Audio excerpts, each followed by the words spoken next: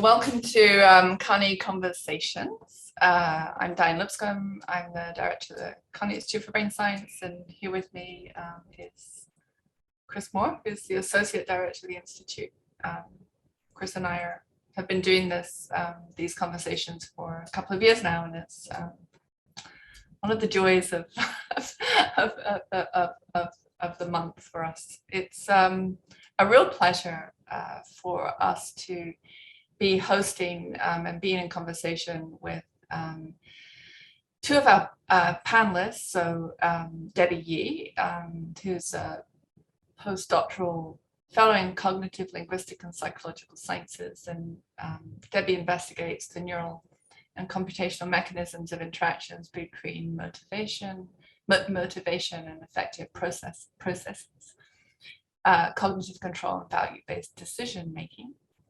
And Joey Heffner is a Ph.D. candidate in psychology, and Joey investigates emotions. And he was one of the recipients of graduate awards in 2020 from the Institute to support some of his work on a project to understand when and how emotions facilitate or impair social decision making. So welcome to both of you. This is going to be really a thrill conversation. And of course, I should say the title and the focus of today's conversation is how we decide to love. And don't need to point out the obvious that we're coming up to Valentine's Day. And so there's obviously thematic here, but we're going to kind of dig in a little bit into the science of what Debbie and Joey are doing. And then to really think about, what does it actually mean? How do we fall in love?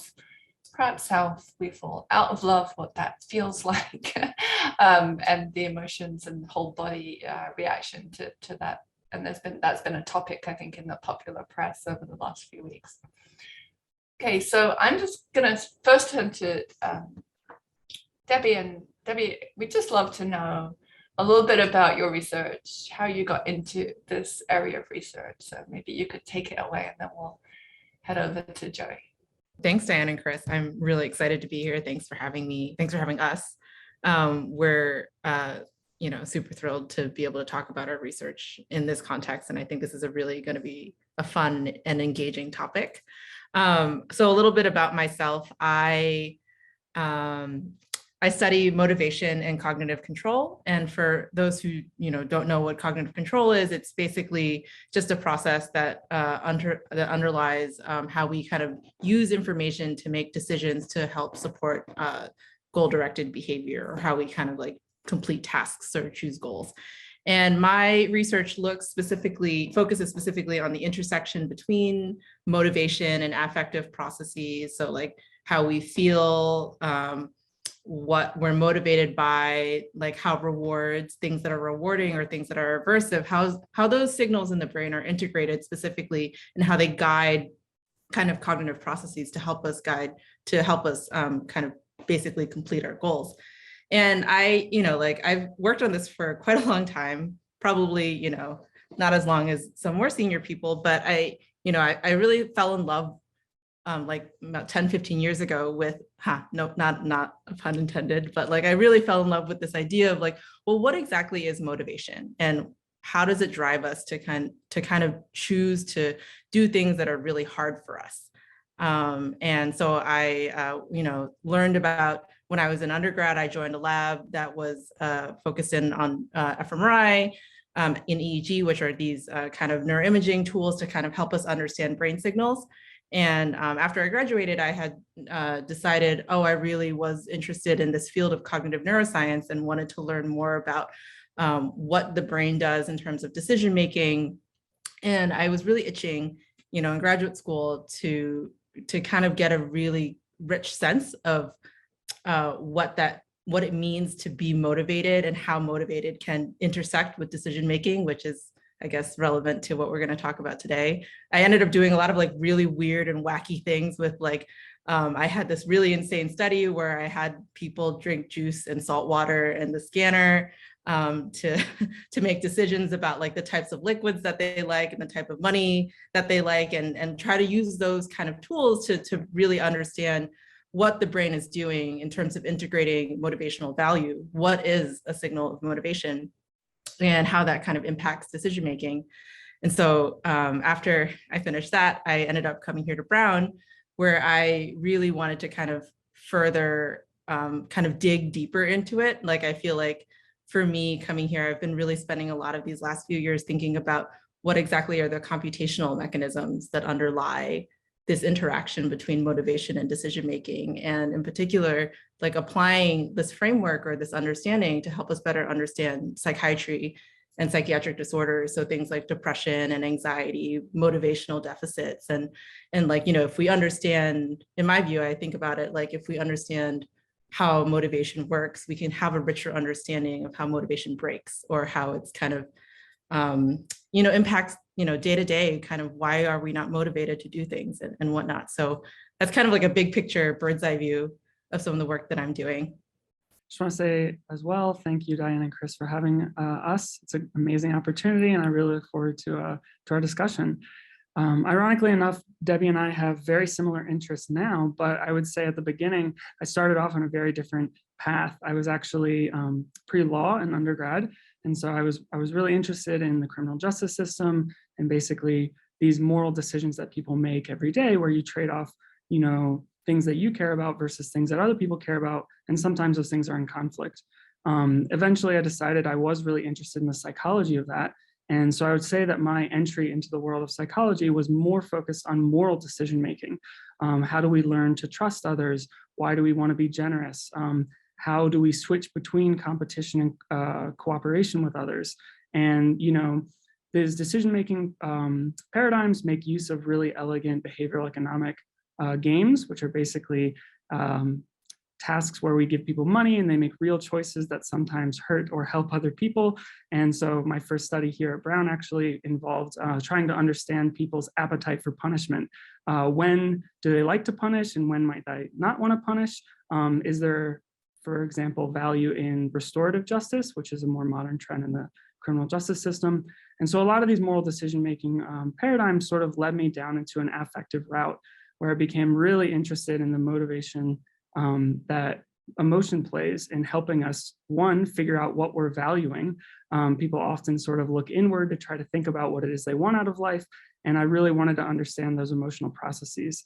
And I would say there's sort of two paths that I've done so, and one focuses more on the internal low-level emotional experiences. So we'll sort of get into that a little bit later, but you can think about emotions as varying on really simple dimensions. So for example, how positive or negative that emotion feels, or how intense that emotion feels, like a low intensity, something like calm, or a high intensity, like a frantic energy, and trying to really connect that to decision-making.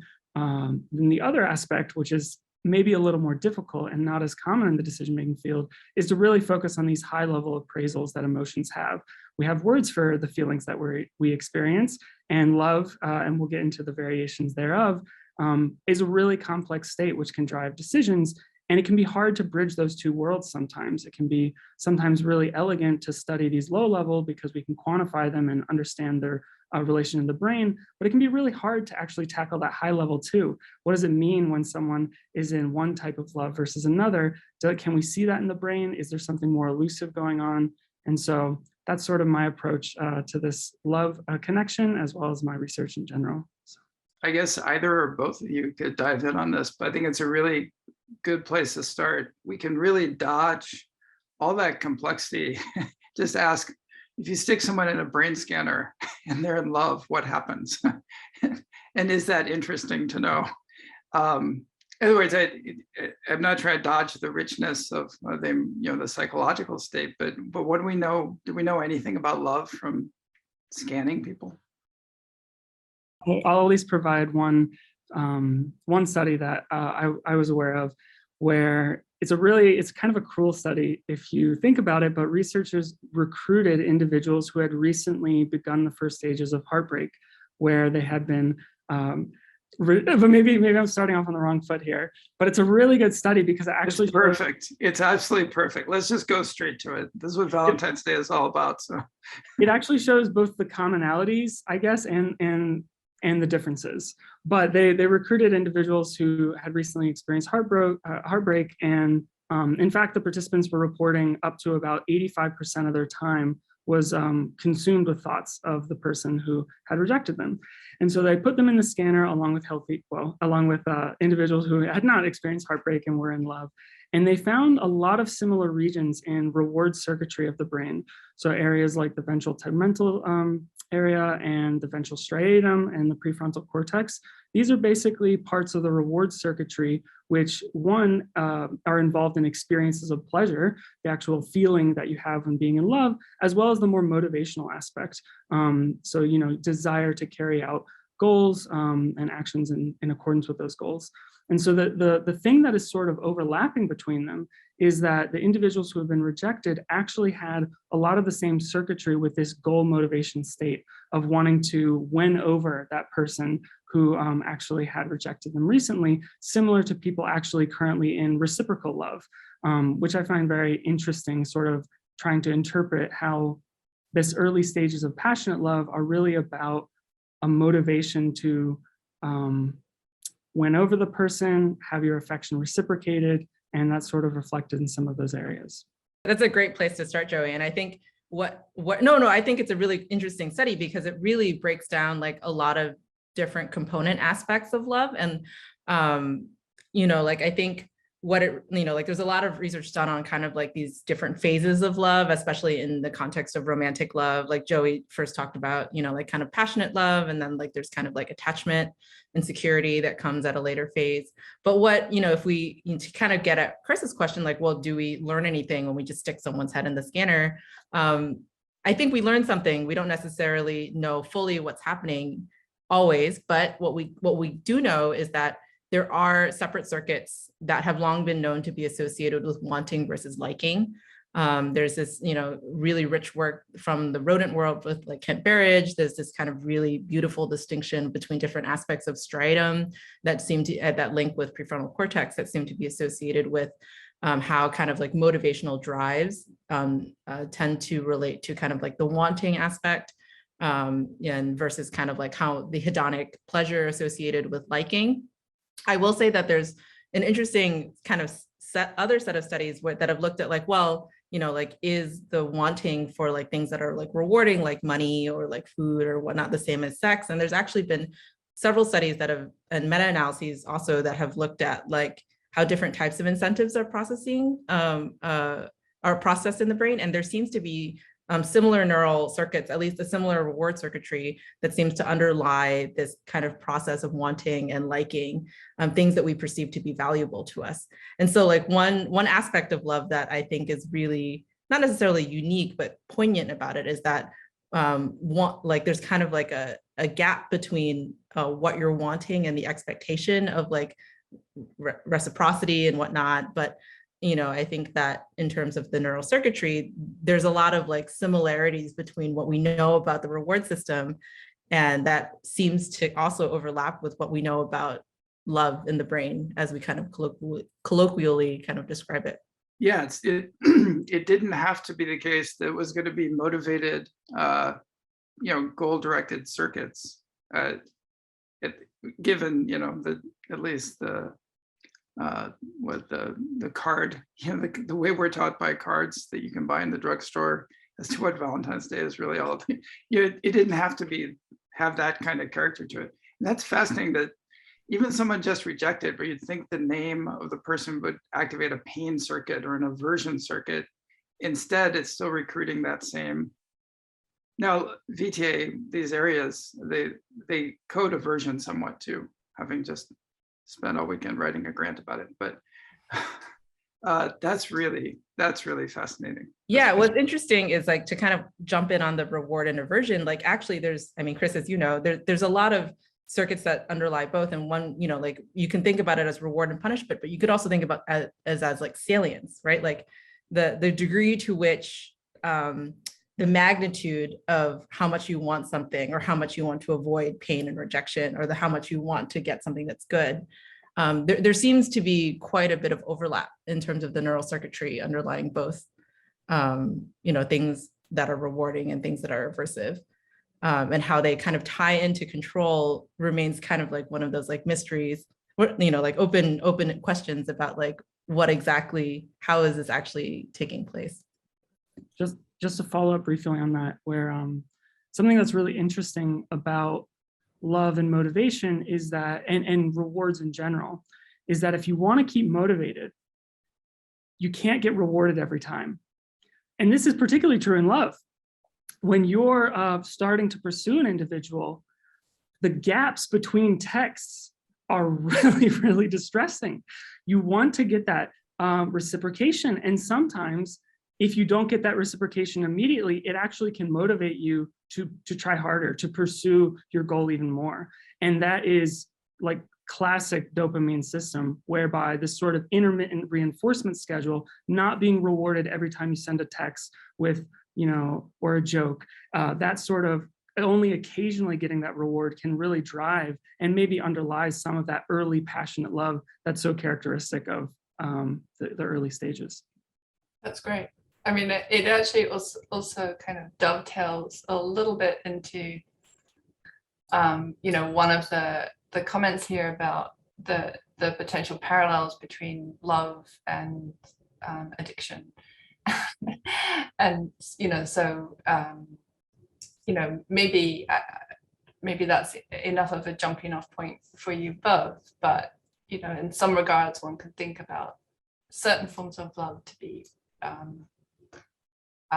perhaps pathological, but that that intensity and that seeking of reward, I think there are parallels there, right? So how are there ways that you think, okay, it's easy for us to explain how you could distinguish those two phenomena? I mean, there's a reason why they call it lovesick. It's not like, for the faint of heart, but like, I think that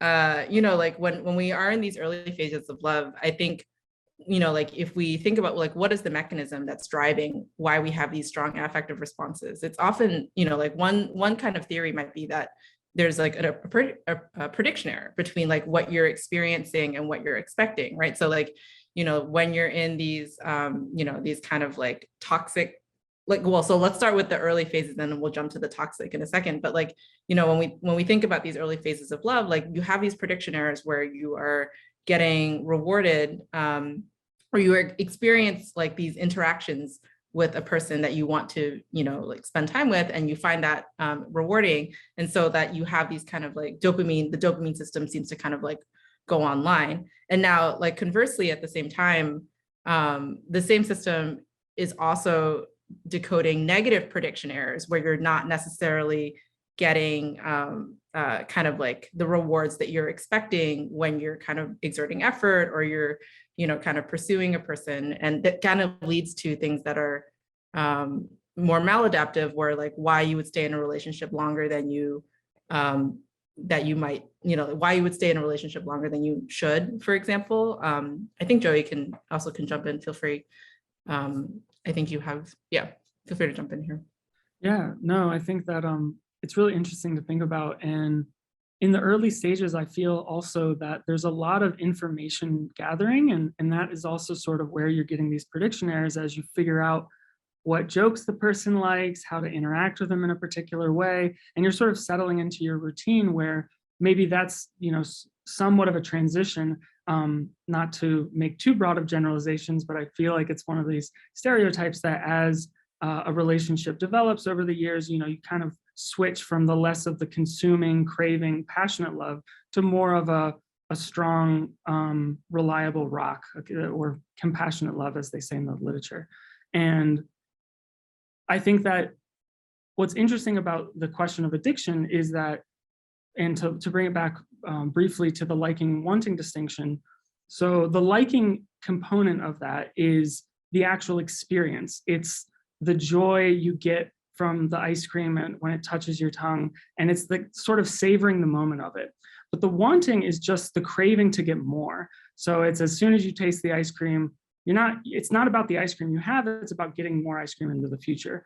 And one of the classic signs of addiction is that a lot of people who are addicted to certain drugs report no longer actually enjoying the experience of the drug anymore. It's no longer the euphoric high they once thought it was, and yet they still have an intense craving to go pursue more.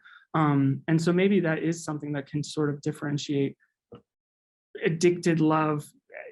I don't want to say as you grow into a relationship, it's not addicting anymore. There's actually a lot of really interesting research about rekindling passion, and we can talk a little bit about that. But I do think that there's sort of some of these elements fall away, where you're maybe not obsessively thinking about what your partner thinks of you, or whether they, are happy being with you if you've been with them for 3, 4, 10, 15 years.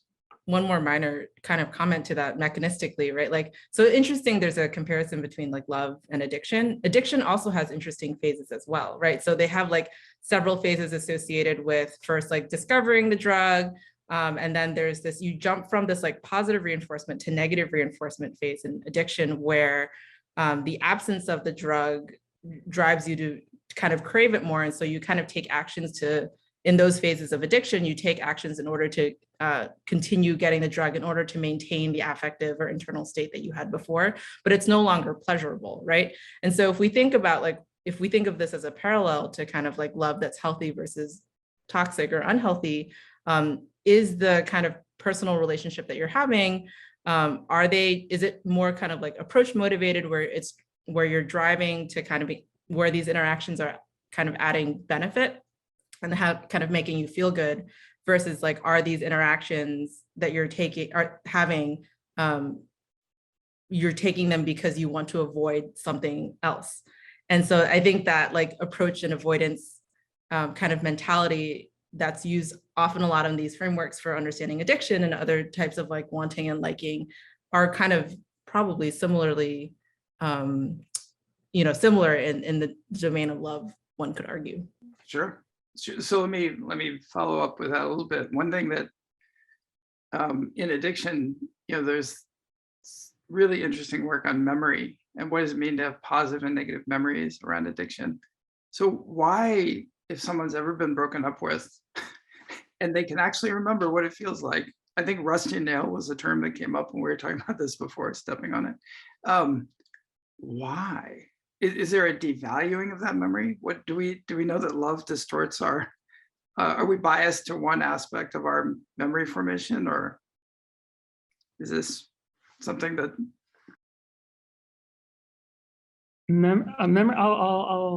I'll respond first, but a memory is, I am not as knowledgeable about the memory system, so I don't want to say something to put my foot in my mouth.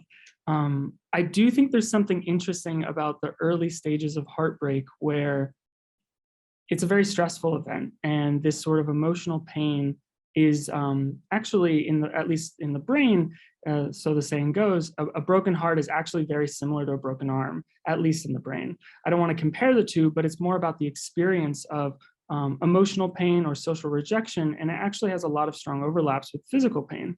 And in the early stages of heartbreak, this can actually cause hormone levels to rise. So adrenaline, cortisol, things that are in response to stress. And if this, if we think of that as a grief response, if that grief response prolongs long, then it can actually have aversive consequences for the body. It can cause heart failure, it can cause stroke, it can cause increased blood pressure.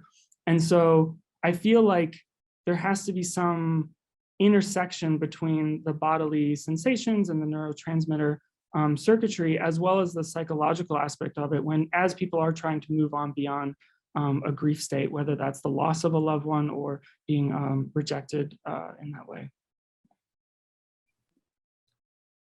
Yeah, no, I think that's a really interesting point. I'm going to take a slightly different spin because as like a lot of the things that I think about are more systems neuroscience oriented. So if you think about to kind of get at this memory question, there's an interesting dichotomy also with memory where there's this whole literature on motivated memory, like being motivated by good outcomes and the memory of good things versus bad things and how they drive internal states. And what's interesting is that the memory system, if we think about it, responds differently, or like not responds differently, it's unclear, but some people argue that there's different systems that underlie how positive memories might bias you and negative memories might bias you. And there's, a human bias generally to pay attention to things that are more negative And the way that, you know, like it's designed to, we're kind of like designed to be adaptive in that way. And so like we have stronger memories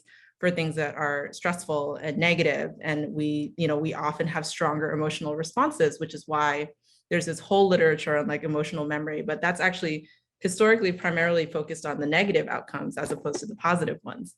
And so, you know, in terms of what we actually know about how that intersects with this kind of goal-directed behavior, that's kind of like a bit of an open question from like a science perspective. And a lot of, you know, like, but I think it's really interesting to think about, like, is there kind of a parallel between how we think about, you know, when we want something versus how we remember something? And you can think of it as like retrospective versus forward versus, you know, backward thinking. Yeah, I mean, it's certainly, when you think about the psychological impact of broken arm, and analogy is unfortunately apt. You know, it's really easy to go from the map of, oh, skateboarding broke my arm, or at least for me to tell my son, like that's going to be the consequence in a week.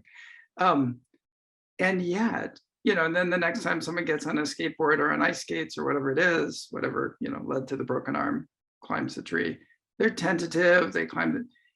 And you know, everyone describes that in their relationships, but it's really interesting to think how that maps onto things like how people generally make assessments of what they remember from the past versus the risk they've had. You know, the way we do that with going to a supermarket that didn't have what we wanted, and so next time we make a different choice about supermarket.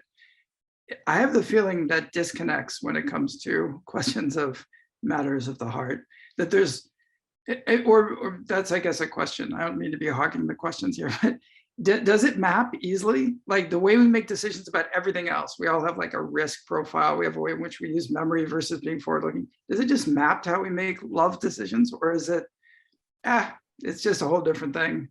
Can I just add a little element? Yeah, please do. I really didn't mean to. No. I think really it's fascinating. Great. Yeah, I mean, and maybe this links or not, but I mean, are we actually making conscious decisions here? Like, you know, I think part of this discussion is making it sound like there's real conscious decision making all the way along here, and I think part of what we know about these strong emotions is that I think most of us are completely unaware of any really logical decision making, perhaps. But so like, I guess that's, you know, is there, how much of this is just, you know, subconscious, and how much of it is in our control? I'll say two things. One, I just want to make sure before we forget, I'm really excited to at least briefly mention this, which is, Debbie kind of already pointed it out, but there's a gap in the literature on the interaction between memory and decision making. And so, like, when you say, the fascinating thing about love is it's very different than a decision making when you go to the market. You go to the market, the options are in front of you. You select this fruit over this fruit, whatever. But with love, and other decisions, you have to generate the options on your own. The options aren't given to you, at least aside from, you know, particular cases. And there's actually some fascinating differences about what comes to mind when you're thinking about value. You might think it's that, well, the most valuable option should come up first. And yet there's a little bit of work on this, not much, but people actually rely on both value and other sort of representational structures to actually construct the set that they're considering. So if you're thinking about where to go to eat, for example, the set that you make may not be the most high valued set you could come up with. It might include some things you like, but it might include some things that you typically wouldn't even consider, but they just come to mind really easily, like McDonald's or something. And so I think it's actually it doesn't answer the question, which I think I'll let Debbie go to, because I think her expertise will speak well to this, but it's very interesting how in love, it is a different type of decision. You have to generate the choices yourself, and that's sometimes very hard to do.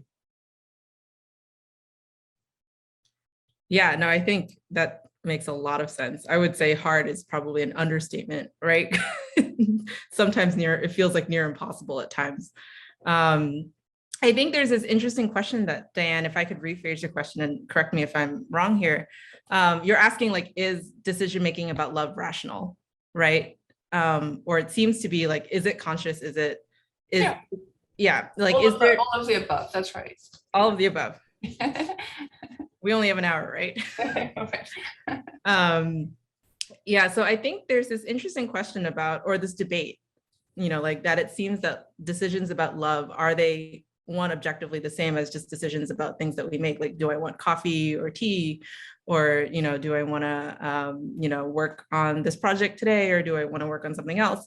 And I think it's this interesting, I would call it a bit of an illusion, right? Like, I think that we often perceive decisions about love and affect, or these kind of like affective processes, to feel irrational, right? Like, so if we think about like, sometimes like when we make decisions about, you know, like our relationships or things that we do for a significant other, sometimes there's an aspect of it that doesn't necessarily seem optimal towards like a kind of a classical like value-based decision-making framework.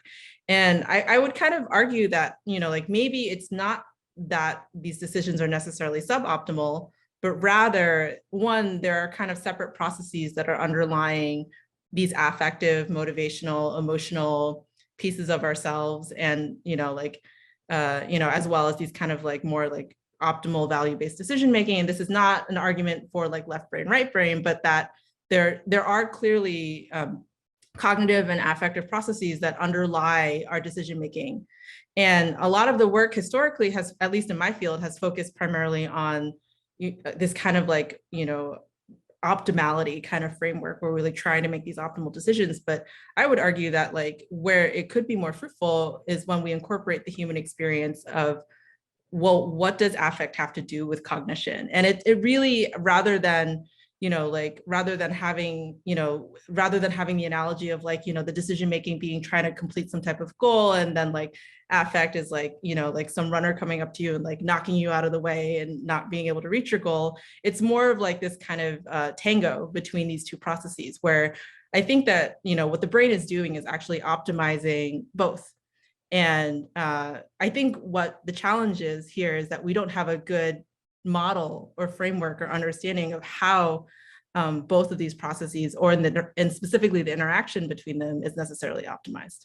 To give people a concrete example, there's two things I'm thinking of, and they might paint emotion in an irrational light, but that's not the point of what I'm trying to do. There's actually some reasons to think it is optimal in a way, but there's really good work out of Yael Niv, and I think Aaron Eldar was the person who mostly started this work, showing how moods actually bias perception of rewards. So for example, if you're in a positive mood, you're actually more likely to evaluate rewards as being better than they are. And there, you know, you could have an interesting discussion about why that might be. But the point is that, and then to tie it to a second sort of concrete example, is a classic social psychological example called misattribution of arousal, where, you know, you're engaged in some sort of arousing activity. You can think about it as like being on the roller coaster. And if that's a first date, you might misattribute the sort of intensity of and the rush of the roller coaster onto your date and onto your experience that you're having. And I'm sort of putting those two together. I don't know if they would necessarily do that, but the point is that your current emotional state does actually provide information about value and can actually change the way that you reflect value. And maybe that's, you know, that little spark that you had on that first date is something that sort of snowballs into a longer relationship just because of, you know, a coincidental positivity of maybe the event you were doing at the time. So it speaks to it a little bit. I'm not trying to very much. No, Yeah. I was just wondering if there was someone else, whether you could give advice on the optimal way to, you know, given that it's Valentine's Day, you know, to pick the optimal partner. And I think perhaps I don't know.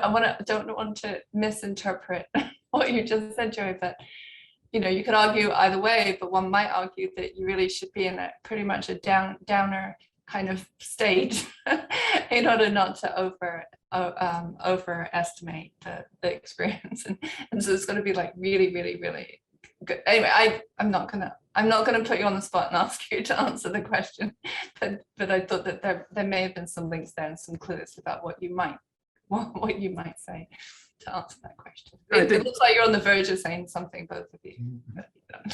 Well, so is that why people are so fond of chocolate on Valentine's Day? Because it's likely to put a person into the misattributed positive mood that will lead them to overvalue. Or gifts in general. Gifts in general, yeah. Unless we're dualists, which I'm happy if you are, but a lot of us aren't.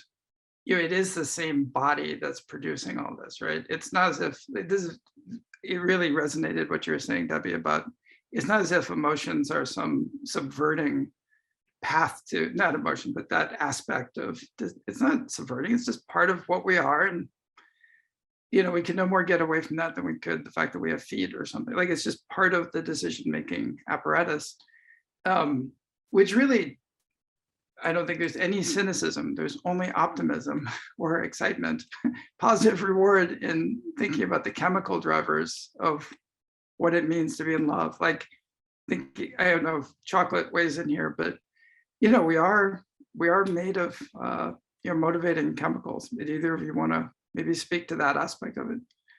I'm happy to speak to that aspect. I was going to briefly offer a little bit of advice. I am not qualified to give advice. So careful. You heard it here first. I'll give some research perspective, with very limited, but there has been work, colloquially people like to refer to these as like folk psychology intuitions, but birds of a feather flock together versus opposites attract. These are two things that you hear in the culture, and it can be hard to know which one may be right. I'm not claiming that opposites cannot attract. However, a lot of the research does show that similarity is a really good predictor of attraction, and in particular, conflict styles is a really good predictor of long-term successful relationships. So if in the phase of conflict, which is going to produce a lot of stress, which we'll tie into a little bit on the chemical part, how you react to that stress and how your partner reacts to that stress can be a really good predictor of whether you're going to make for a long-term successful couple. If one of you needs to, cool off and go away for a while, and the other needs that sort of immediate reconciliation and discussion, that might be a very difficult relationship to have work. I'll say I'm happily married for 3 years now, and I think my wife and I have very similar reconciliation styles, so I'll attribute some of that to my hopefully future success. But to move on to the question of chemicals, one thing I wanted to say, which I do find really interesting, is that love is it is a stressor on the brain and body. So we've talked about stress a lot, and stress is not always inherently bad. Getting a new job, getting married, these are stressful events in people's life. And so that you do want sort of the increased focused attention that a response to stress is going to give you. But these chemical responses of cortisol, for example, which are really heightened in that first year of a relationship, actually die down around year 1 and 2. And interestingly enough, chemical responses that are associated with intimacy and mate bonding. So in this case, I'm referring to oxytocin, which is often released for mother and child bonding. For example, when a mother gives birth to a child, oxytocin is released during that sort of first stages of bonding, as well as with the father. And oxytocin doesn't really come online, at least in really important amounts, until about a year into a relationship. And this is potentially one explanation for why you sort of go from this passionate, intense stage at the beginning to more of a long-term bonding that can always be sort of rekindled as well. I think there's also an interesting, to kind of dovetail off of that, there's really this interesting like cocktail of neurotransmitters that happen when we fall in love or stay in love, right? I think, like Joey mentioned oxytocin, but there's also, there's studies that have looked at like different, these neurotransmitter levels. And specifically, I think there's drops in, there's changes in oxytocin and vasopressin, as well as dopamine and serotonin that I think still need to be there's a lot more basic neuroscience work on this, but I think kind of validating it in humans is kind of ongoing. So just take whatever I say with a grain of salt. But it is the case that oxytocin and vasopressin, these basically neurotransmitters are involved with kind of attachment stuff, like attachment, right? And I think that, like as individuals kind of transition from this phase of like passionate love to kind of deciding to stay in love, right? Like where you choose to kind of exert effort and mental energy and resources to another person, a family, a child, a loved one, a friend. You build, this kind of what we call attachment, but the neurobiological basis of it is that there's also kind of there's changes basically in oxytocin and vasopressin, and you might also get dopamine and serotonin, which are modulating your mood. There's an interesting there's an interesting kind of finding where like some have speculated that like at the early phases of dating, there's like drops in serotonin, which I think are really interesting because then they relate to kind of this hyper focus of this other person in conjunction with kind of changes in dopamine. And I think there's still a lot of open questions about the directionality and the levels of all of these things, but like what we describe like at the psychological level, there is a neurochemical basis that underlies these affective responses. I'll just briefly tag on because you reminded me with one of my favorite stories at this point, which is in vasopressin is like Debbie talked about, it's linked to behavior that is about bonding, but also monogamy. And there's a really interesting case study of these prairie vows who there's two different species, and they're used often in to try to understand human monogamy because one of the species is monogamous, the other is polyamorous. And researchers have actually done a lot of digging into why that might be. And one of the explanations is actually the rates of these neurotransmitters, oxytocin and vasopressin, where if you actually inject those into the prairie voles who are non-monogamous, they begin to adopt the behaviors of the monogamous counterparts. And one of the most fascinating things I think about this, which I'm not claiming this is evidence in humans yet, but in the monogamy prairie voles, there are actually epigenetic changes in the growth and the rates of these receptors that are produced and stimulated by sexual reproduction. And so actually by interacting with these conspecifics and mating, you're actually increasing the likelihood and sort of the retention of that long-term behavior, which sort of puzzled scientists for a long time in terms of how do you get that sort of long-term change from just like a genetic difference, but it actually can be some of these epigenetic differences where you actually have this interaction.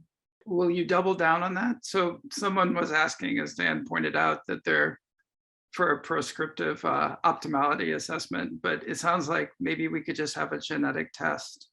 Like, are you really the kind that, there's lots of songs about this, but is someone have the genetic and the biochemical predisposition to wanting to stay in a relationship? Or as per lots of songs and movies, are people just wild at heart or whatever? At least you got to slip in a David Lynch reference, but yeah, I'm serious. Like, are we headed towards a 23andMe of pre-screening on Match.com? If only it were that easy. I think that's a good question. I don't know if I have a full response, but one of the things I think that at least is like a fundamental human experience is caring about what other people think of you. And there's large reasons why you might think this need sort of evolutionarily evolved. So for example, if you didn't get along with your group or your tribe, and ostracization is basically a death sentence back in the day, where if you didn't have the support of other individuals, you weren't going to survive. And so I think humans are acutely sensitive to social rejection. And I'm sort of leaping that onto love as well, where I think sort of there is, I think everyone has that capacity, and I think it's a very fundamental part of our human nature, the need to be loved and the need to love. But I don't know if that'll ever be solved with a 23andMe test. Isn't there a developmental aspect to that though as well? I wonder if Debbie, whether you had any. So I mean, you take one individual and you look at how much do they care about what other people think of them when they're in their teens, early 20s versus like, so I guess we're ignoring the time frame over which relationships can happen. I don't know, Debbie, if you wanted to. Yeah, no, I think that's a really good question. I was going to follow up with Joey's comment really quick. I think this actually reminded me of a recent podcast on Hidden Brain featuring Erica Boothby from, I think, Wharton School. And she actually just has this line of work that shows that people tend to think that we are not as liked as we actually are. Like people like you more than you think. But we have this intrinsic bias to think that we're not liked, or that interactions that we have with people, we're so self-conscious and aware of how we appear to other people that it detracts from kind of our belief about whether or not someone likes us when we meet people for the first time.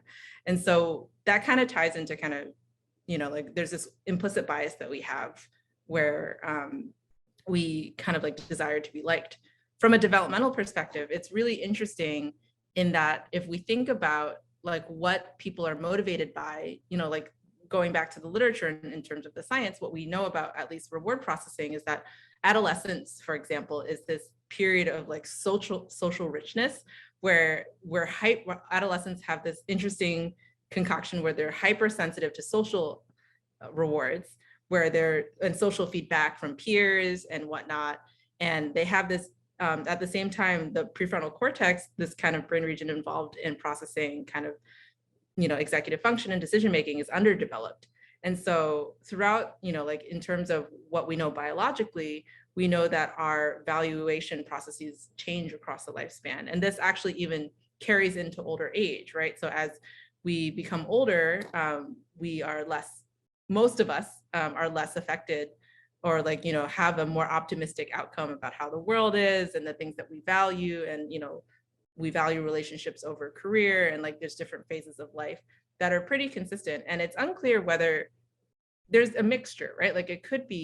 It's likely a mixture of both our life experiences, where a lot of people have similar life experiences, which may shape how we choose to love and whether or not we want to be monogamous or polyamorous or whatnot. But there's also, biological factors that just underlie how we process the world. And I think that is a interesting, and you hear stories of, this is not necessarily scientific, but you hear stories where two people who might be, children of divorced parents, one would be oh, my parents were divorced, so therefore I never want to be divorced. And then, or you might have the self-fulfilling prophecy where oh, because my parents were divorced, I'm likely going to have a divorce.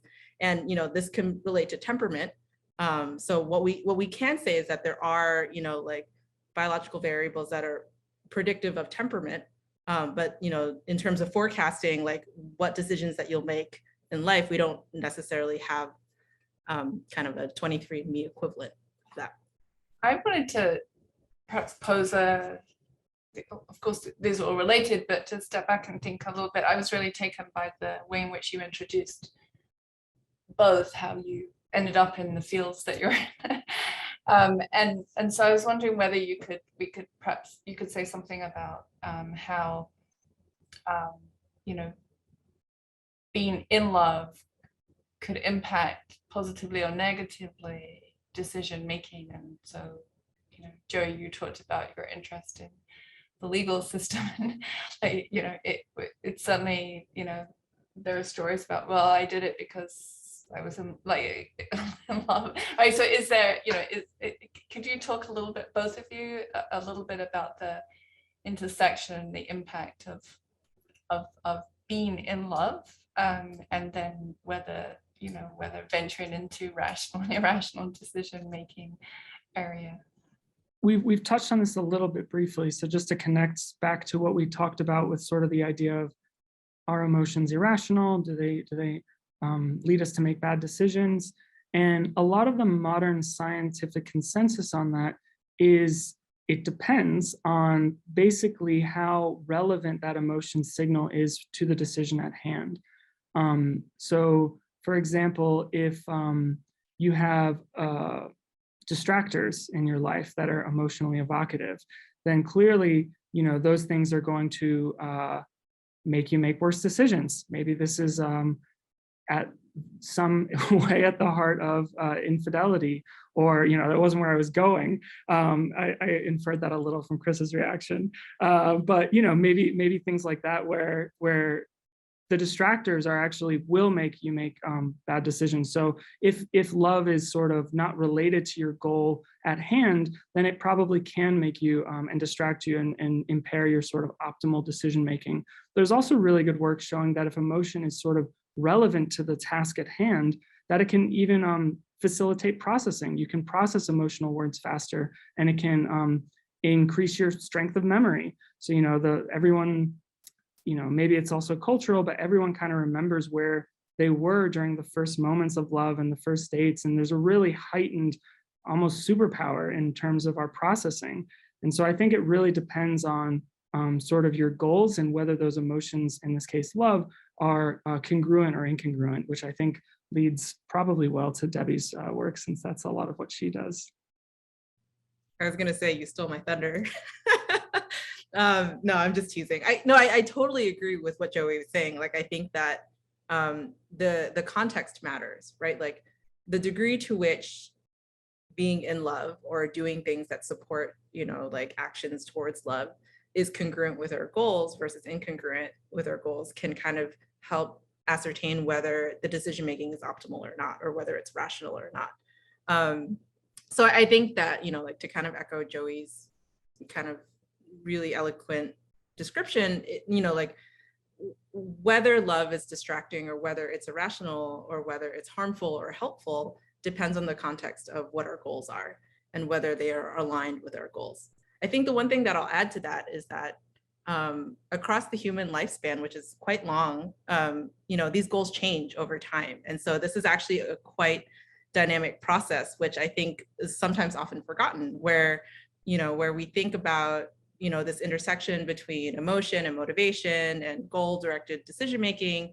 And like, we think of it as like a static process, but really, as we're changing across development, like the things that we value change over time, our goals change over time, our relationships change over time.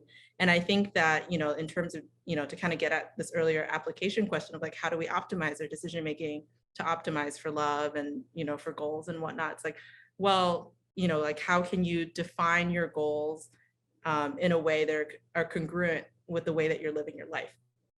And I think that the more that we have this congruence between our affective experiences and our goals, that can really enhance, basically, one could argue, the human experience. Yeah. One thing we were talking about before that I found really fascinating, I just wanted to force it into bringing it up, but it has to do with exactly what you're saying, Debbie, which I thought was really well said. I think this was a story maybe you were telling us about, Joey, where when people are clinically depressed and you ask them to make valuations about things, they'll often devalue otherwise rewarding things, and love becomes devalued, or emotional information, if I'm getting this right. However, money still works as a beautiful motivator, even in that state. It doesn't seem to, desire for money doesn't seem to be coupled to the same system.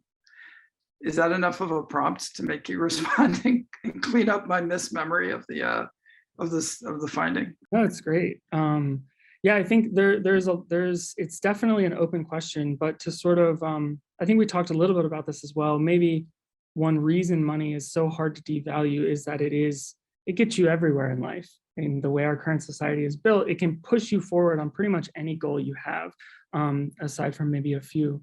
And so for individuals with depression is characterized in large part by three sort of core symptoms, where you have low mood, you have apathy, just like a lack of motivation to get out of bed and do things in the world, and also anhedonia, or just the lack of or diminishment of experience of pleasure.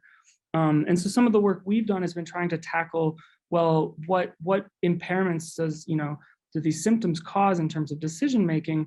And it does lead nicely based on what Debbie and you were sort of mentioning, where we've shown at least that individuals with depression don't seem to rely on their internal emotional signals as much as more of the statistical or outcome contingencies of the world in order to make their decisions. And so I think it's part of healthy processing that you think about how you will feel when you decide to get married or have children, or these big life events, or even small life events.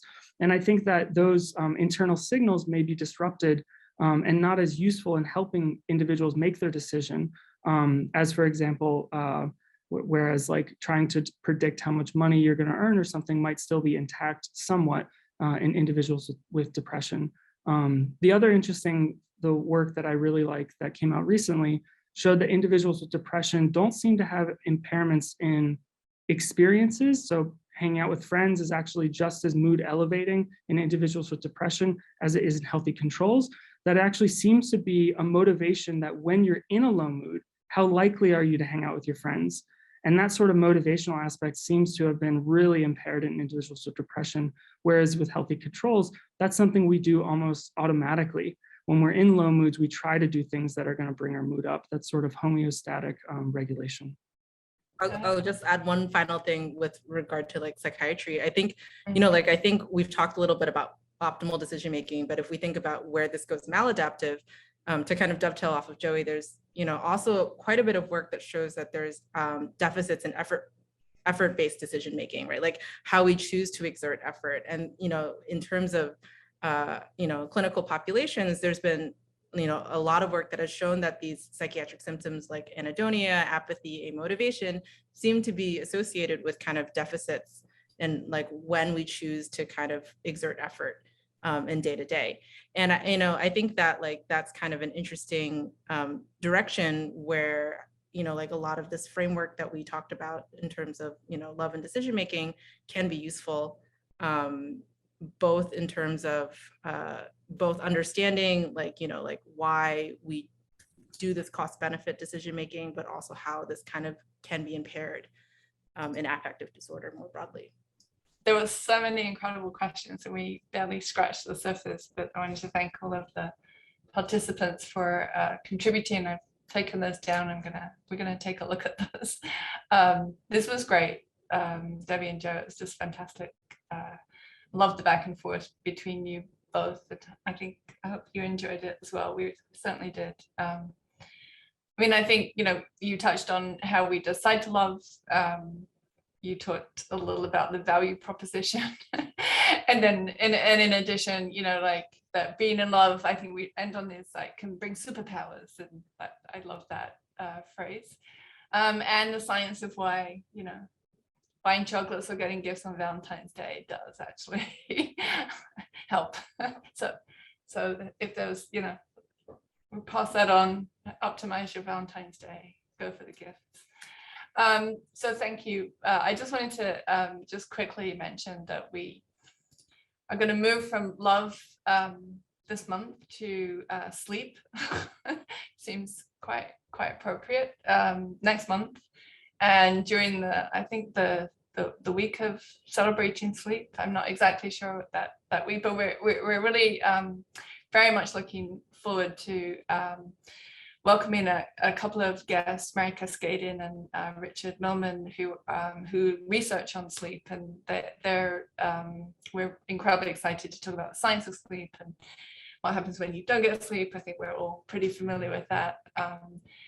And so that should be a real exciting conversation. And I'm just actually looking quickly for the date, but we'll send the email out, but it's in March and we will update you with the dates as we get it. So leaves me to thank everybody. This was fantastic, really a lot of fun. Enjoy Valentine's Day. Take care.